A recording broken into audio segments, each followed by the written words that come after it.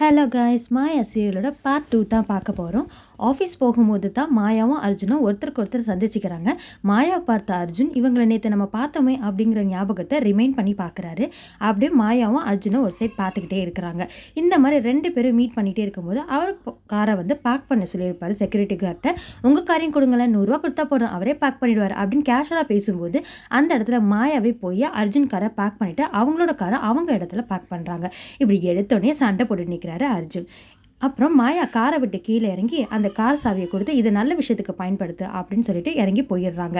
ஆஃபீஸ்க்குள்ளே போனோன்னே அர்ஜுனும் இன்டர்வியூக்கு செக்ரட்டரியை பார்த்து ஏதாவது அப்படி இப்படின்னு பேசி ஐஸ் வச்சு ரொம்ப நேரம் அங்கே இருந்த மாதிரி காட்டிக்கிட்டு உள்ளார போயிடுறாரு. உள்ளே போனதுக்கப்புறம் தான் தெரியுது அவரோட பாஸே மாயா தான். அதை பார்த்தா அவருக்கு வேலை கிடைக்குமா இல்லையான்னு தெரியலையே அப்படிங்கிற கன்ஃபியூஷனோட இருக்காரு.